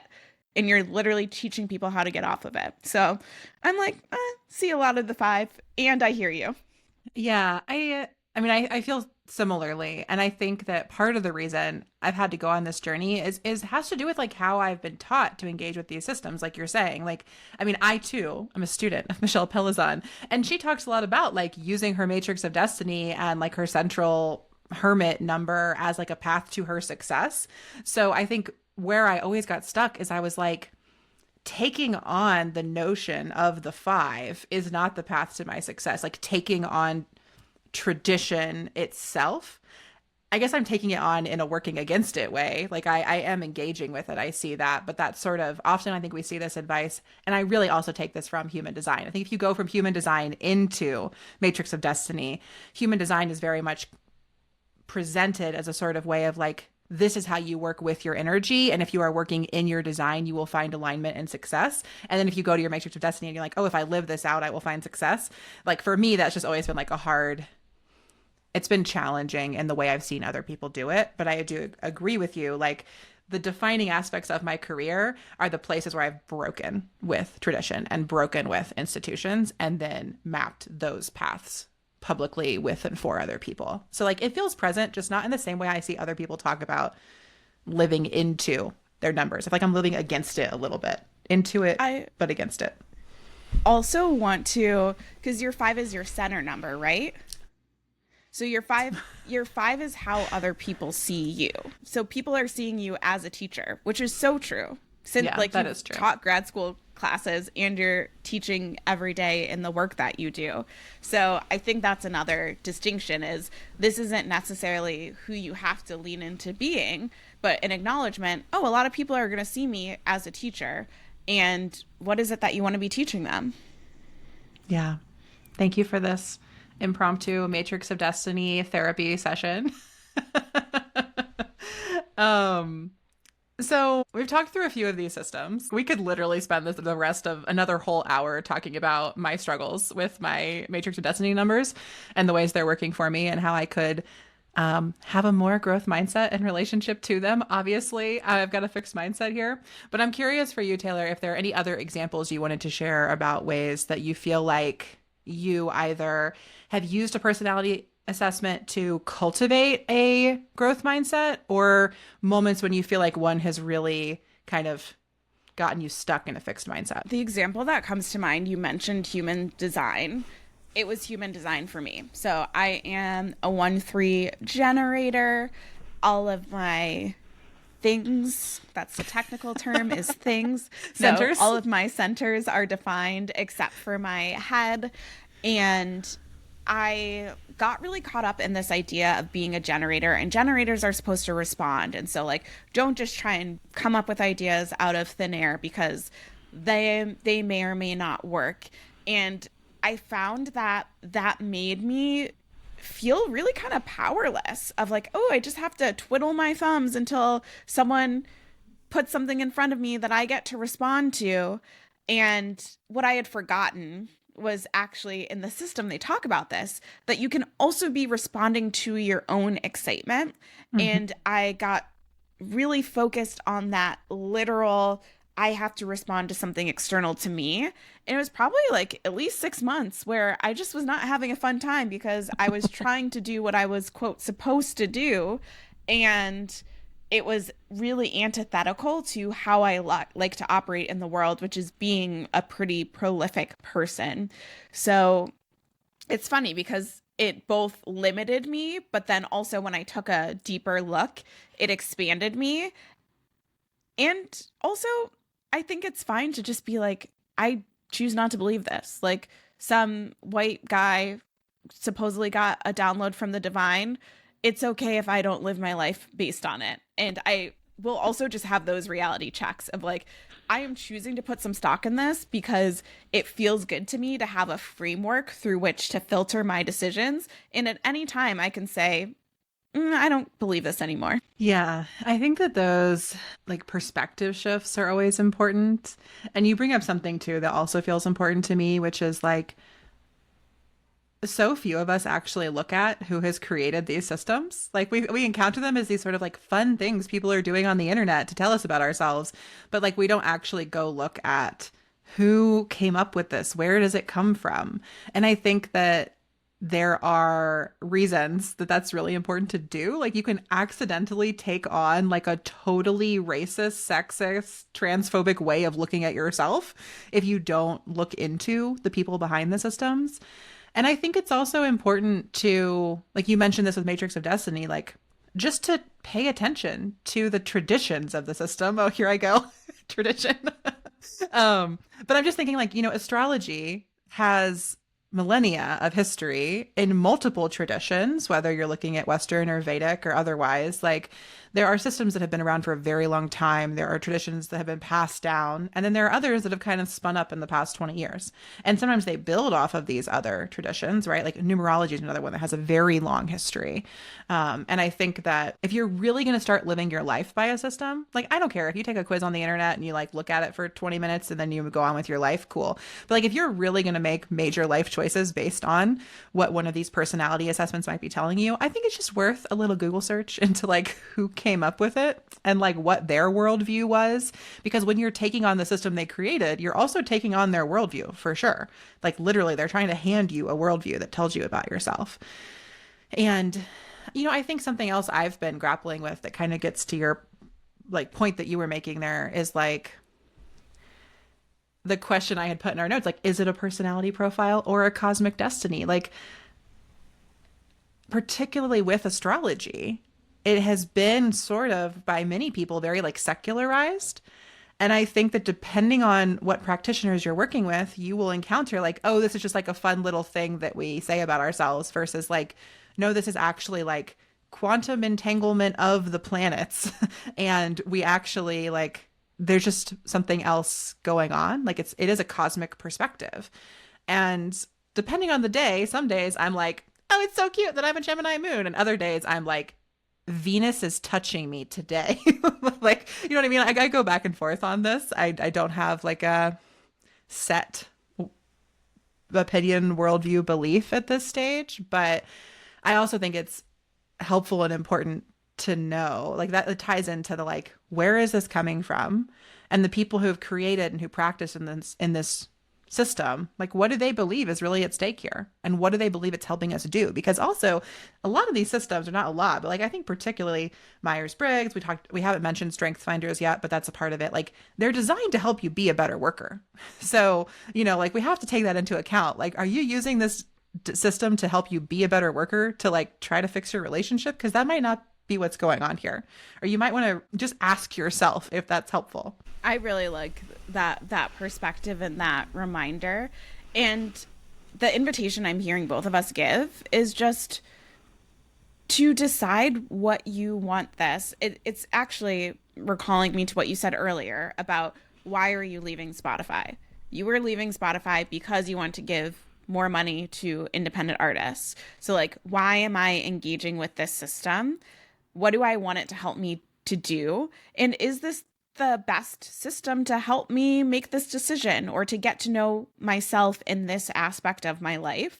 And that's why I do think it's fun to know multiple. So sometimes it's like, this might be a job for some Enneagram reflection. And other times astrology feels more helpful. And other times it's like, oh yeah, it's nice to know that I have an activator strength. But yeah, they're tools, they're conversation starters. I try not to have too fatalist a view of them, but I mean, it's Friday. Ask me again on Tuesday. I may have a different opinion. Yeah, no, absolutely. I don't have a very fatalist view of them either, and I'm not particularly interested in more predictive or divinistic modes of these systems. But yeah, I just love all of the questions we're circling around and taking us back, like wrapping this up by ending where you started us, which is just like, is understanding yourself in this way guiding you forward or holding you back? And being in touch with that as you take these personality assessments, and then as you like take on aspects of them as a part of your understanding of yourself and your decision making in your life. So I love it. Moving us right along, we have one more topic for today. And that topic is, are we lonely, or is that actually a lie? And I think that you kicked off this conversation in our Signal chat, Taylor, by sending me a couple links. And then I was like, okay, cool. I've also been reading this, and that about it. But I'm curious, like, why has loneliness as like a question been up for you this month? And what are you thinking about around it? So, which way do I want to answer this? In part of it is with my Matrix of Destiny, it suggests that like community collaboration is really important. To how I engage with the world, and also to how I might see material success. And so that's something that I've been playing with. Is I am a person who can do a lot of things on my own, and I also want to, I mean, I enjoy getting to do this podcast with you. I've enjoyed doing other projects with you. And the more that I collaborate, I'm realizing I actually get a lot out of collaborating and not having to be the end all be all for a project. Mm-hmm. So that's part of it, is when you're thinking about collaboration and doing a lot more in-person community things, loneliness starts to come into the conversation. I also have a friend, Brooke, who used to own a company that was doing in-person events and kind of combating loneliness in that way. A couple years ago, I was at a conference, and the former Surgeon General spoke about loneliness. So I feel like it's been a conversation for several years, but something about with the election and the change of administration and all these things, it's just becoming more and more prevalent. So it kind of feels like you were talking about background music. It's been background music to a lot of conversations and experiments that I've been doing on my own. And recent circumstances have really turned up the volume on that conversation societally, at least in the circles that I'm running in. Yeah. I mean, I would agree with that. I definitely clocked when we got the Surgeon General announcing the like loneliness epidemic, and I've seen articles about this. I have what may be a silly question.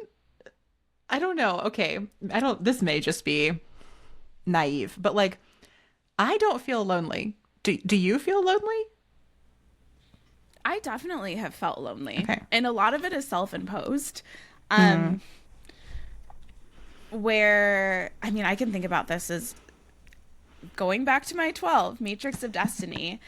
I have very frequently not felt like I've belonged. So I can like think back to being a very young child and not feeling like I belonged in spaces as a black woman, but a black kid, as someone who was like in gifted and talented programs.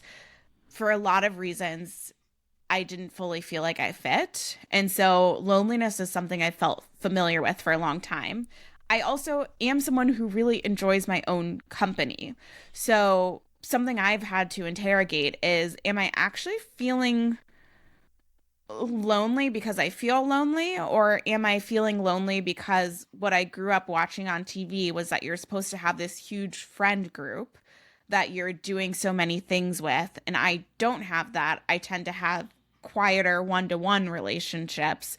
Does that mean I'm lonely? At the same time, bringing my Enneagram into it, Enneagram 3, I'm an achiever, and I don't often, like, if I'm struggling, I don't like to share that I'm struggling. So I remember distinctly, especially like in college and shortly after college, thinking, I'm going through something, and I don't know that I could call anyone outside of my family that would like pick up the phone and be there for me. And a lot of that was my own stories of people will not love you if you're less than perfect. Mm-hmm.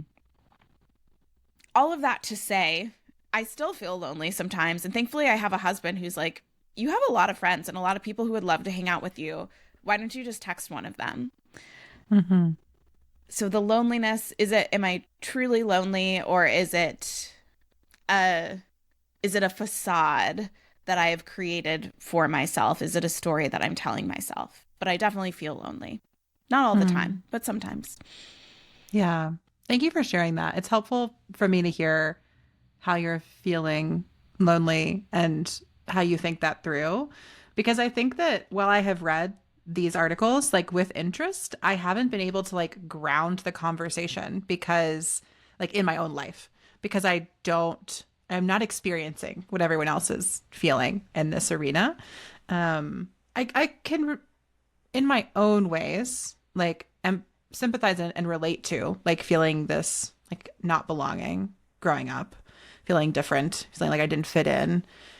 But I think through a lot of luck, I like have this adult life where I do feel like it's funny. I don't feel like I belong where I live, but I feel like I belong with my partner and I feel like I have a ton of friends that I talk to regularly. And so I think there's a part like the philosopher in me is like, what is the loneliness? Because so many of the things that like people will describe make them feel lonely are also true of my life. Like I don't see friends very often. I maybe see a friend in Lincoln like once, twice a month, maybe. But I talk to friends every day. And, I love my family and spend a lot of time with them, but I don't know if I feel like I belong in certain ways. I feel like regionally, I don't really belong here politically, at least. So yeah, I'm just sitting with that for myself, sort of the sort of question of like, it's interesting, this relationship between belonging and loneliness and what does it mean to feel like you belong or don't belong? And how does that make you feel lonely or not? I think that some of the articles that we both read, I keep like pointing over toward my second monitor where I have them up, but I definitely really do take their point that multiple of them mention like loneliness is different if you have like a live-in partner or if you don't. And when I lived alone, I felt lonely more often. Like when I lived by myself, just me and my cat, and I was dating, and if I wasn't dating anyone at a particular time, like and I wasn't really talking to my family for a minute or whatever, like I did feel lonely pretty regularly. So it's not that I don't know how loneliness feels. I just think I'm not feeling it right now. I feel like living with my partner who, I believe to be this like perfect match for me and having friends that I can connect with virtually, at least, like has kind of been a balm for the loneliness I used to feel. But I understand that that's like, I'm not saying other people don't feel lonely. I've just been trying to figure out what that means when people say it in these articles that everybody's lonely. I'm like, what does that mean to them? Yeah, I'm so glad we're having this conversation because while I have talked about these articles or trends we're seeing with other people, we've never got quite to how do you conceptualize loneliness? And something I'm realizing as I'm talking to you is there is the three in me comes out where I am like, am I hanging out with people enough? And do I have enough people who would call me friend? Whereas Matt and I are he's way more introverted than me, but we're both content to just like hang out and be silly together.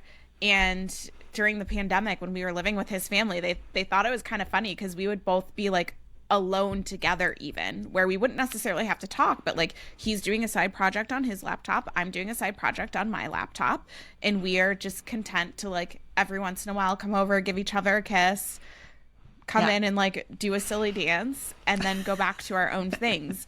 And if I allow that to be enough, because I do have so much joy in the nights where we're both doing our own things, but we're alone together.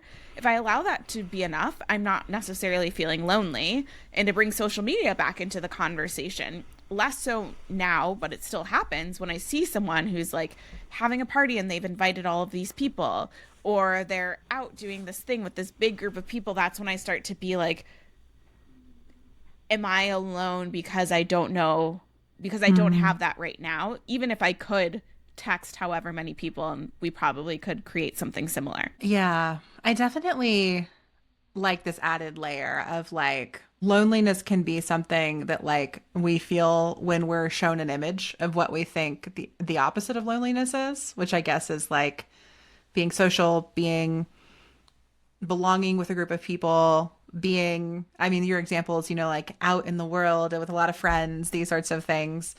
I think that what has also been interesting to me, and this was one of the articles you sent me, there's a piece by Claude Fisher in Asterisk Magazine called The Myth of the Loneliness Epidemic. And this piece really kind of makes the argument that people cry wolf about loneliness every decade or so. And like in the United States, this has come up over and over and over again. Like we had the bowling alone era. We had reports even going back into the 20s about like when suburbs were invented, you know, how people were so lonely. And like I think this is why I was asking about like, do you feel lonely or what does that feel like? Because I think loneliness is a proxy for something else, and I can't figure out what the something else is. I'm not saying people don't feel lonely. I think that's very real. But I think that when we have a cultural conversation about loneliness, like we're talking about something else I can't put my finger on. Like, it's like, what do you mean? What is actually happening underneath this whole thing that we're saying everybody feels lonely? And in my mind, I think it's like a these acute moments where there's been like a breakdown of social connection or a breakdown of community ties in some way.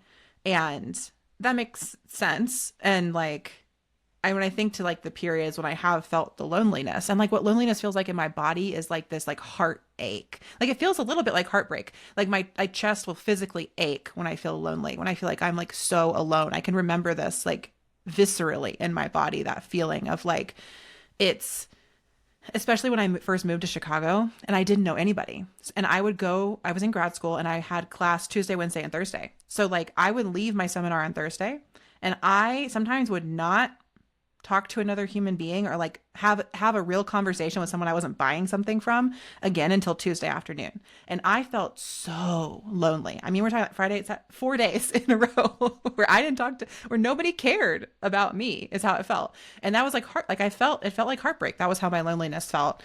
And I think it's because like I changed locations and I entered a new era of my life and like all my community ties just kind of like broke at once. And I didn't know what to do with that. And I think that can be felt really personally or that can be felt on a broader cultural level. So it's like I'm trying to hold two things at once, which is like I don't have to like what does the quote unquote loneliness epidemic mean? And maybe that is a little bit of a myth. And also like what do I think is happening underneath that is why we're saying this like every decade or couple decades. I wonder if it's us knowing that we're not meant to live in this individualistic way. Yeah. A book that I just love is How We Show Up. And I read that once on my own. I read that in a book club as well. And I don't think it was loneliness that I felt when I read it, but there was a sense of longing for more communal ways of living. And I think that's different than just wanting to socialize with people, but actually, like, these are ways that people are tangibly sharing resources, whether that's food or caretaking for each other's emotions. And the picture that's painted in that book got me really, really excited. There's actually another book that I read when I still identified as a Christian, which was The Irresistible Revolution.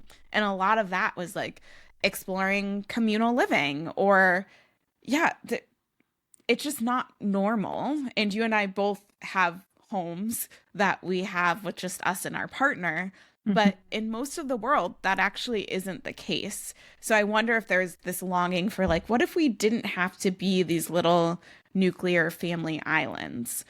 I'm curious what that brings up for you. Yeah. I mean, I do think that longing is like coming through for a lot of people right now. I think especially coming through the pandemic, coming into a second Trump presidency this year, like people are feeling that craving for like a deeply interconnected way of living. I think what comes like I love that, and then what comes up for me is like I get frustrated with like, how do I describe this? Even like writing my little book about attention and social media and like listening to the conversation right now, what everybody's saying about social media and like, you know, all these different systems they're using or not using, like, or this also comes up a lot around the conversation around using Amazon or whatnot. It's just like, I hear people talk about it and I'm like, you are not even willing to make the smallest concession for your convenience. And like co-living requires so much compromise. It requires so much quote unquote inconvenience. Like these deeper community ties we're all longing for, I think are like in real tension with this like individualistic convenience that we have come to rely on.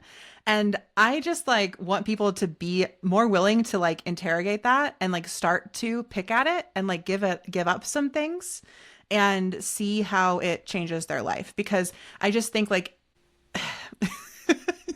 as we keep talking, I'm like, oh, I'm such a five. Just like I see like I don't want the tradition of how things have been, but like what I want is like this alignment in the things people want in the world and the way they live their lives. And I just see this like it's such a clear and stark disconnect to me.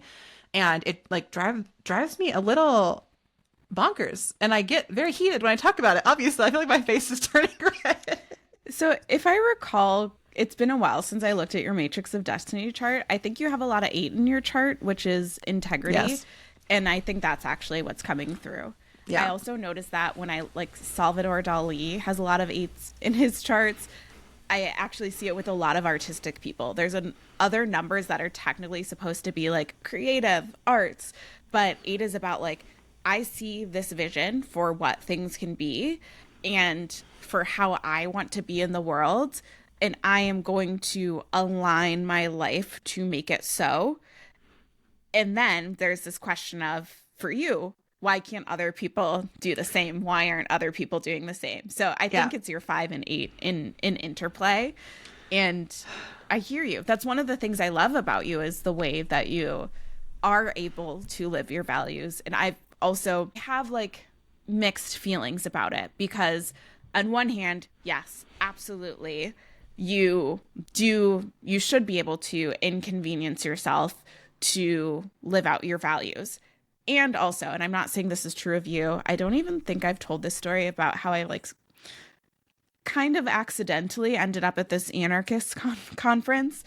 While I don't know what political philosophy I would say that I align with, but one of the things that frustrated me in being in those conversations was like too much of an idealism where for this particular set of people, they're like, okay, we're going to have social democracy. And then like, you're going to work with your neighborhood and then you'll figure stuff out. And then you'll have a broader like essentially a county, but a county governed by the people, not just by elected officials. And as I was listening to that, I was like, this is great. I think this would be so beautiful.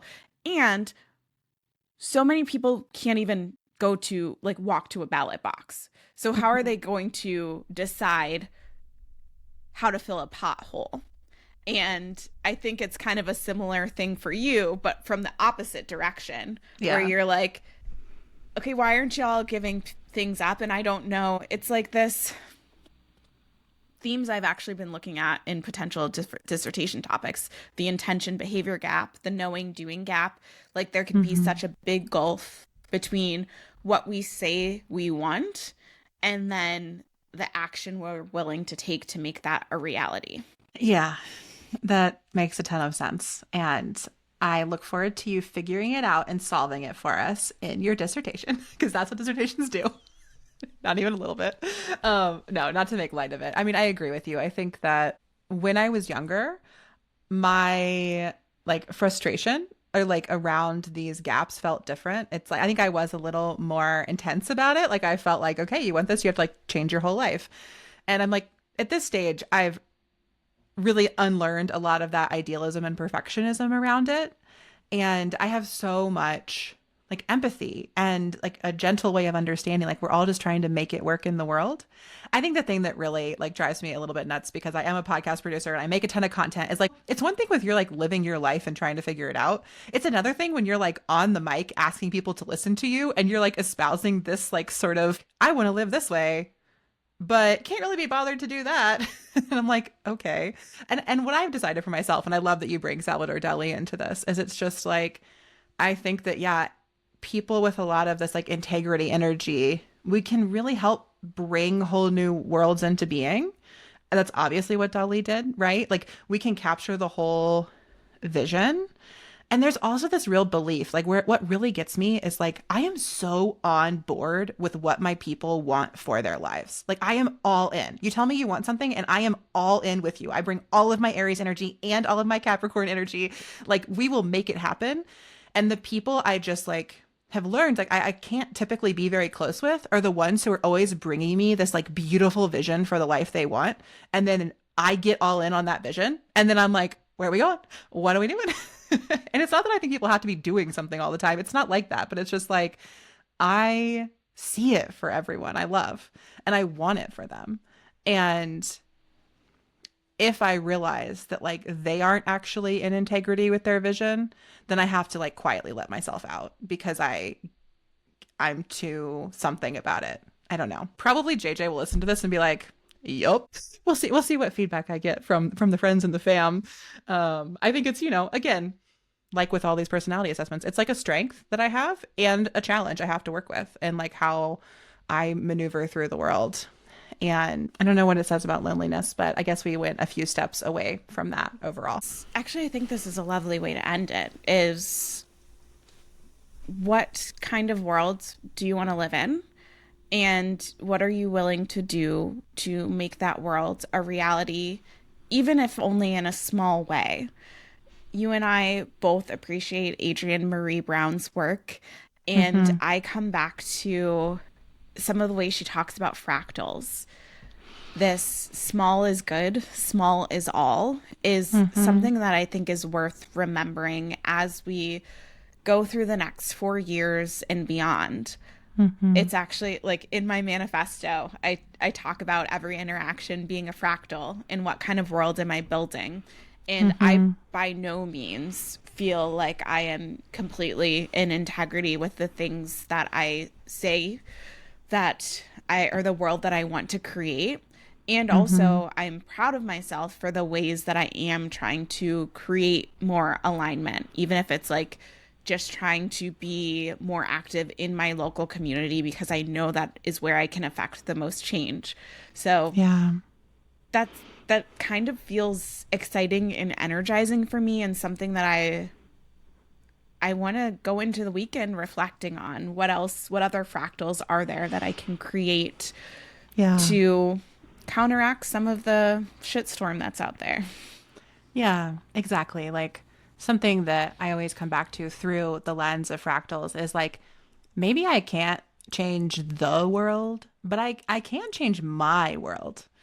And maybe I can only change my inner world in a given moment, or maybe I can only change like a little tiny spot in my world. But I try to hold on to that for myself when I feel really beaten down by the state of the world writ large, that like I make these changes not because I think that like not listening to music on Spotify is going to change the world. I do it because it changes my world. And I think that that is important and valuable. And I feel like I see a lot of people forgetting their power. And I just want to shake everybody and be like, you are so powerful.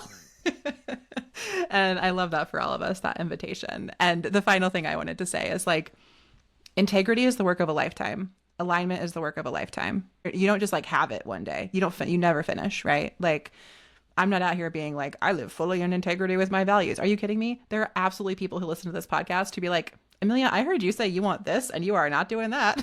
And that's true. That's so true. And I embrace it. This is like a whole journey that I feel lucky enough to be on in this lifetime. And I feel lucky to be on it with you, Taylor. Thank you for joining me for our second episode of Thought of You, which is even longer than the last one. It's only up from here, babe. By the end of the year, we'll have like 3-hour episodes. I believe in us. If Andrew Huberman could do it, we could do it. We can do it. Yeah. All right, friends, thank you so much for tuning in and listening to this episode of Thought of You. If you would like to chit chat with us, find us on Substack at thoughtofyou.substack.com. You can watch the episodes there, you can listen to the episodes there, and you can chat with us in the comments. Tell us what you think about personality assessments. What do you think about Spotify these days? Are you using generative AI, not using generative AI? Are you lonely too? Are you not lonely? What does loneliness mean to you? How do you see it in the world? And thank you for listening. Thank you, Taylor, for being my friend. Thank you, Alinea, for feeding us amazing food. And until next month, friends, we will see you on the internet.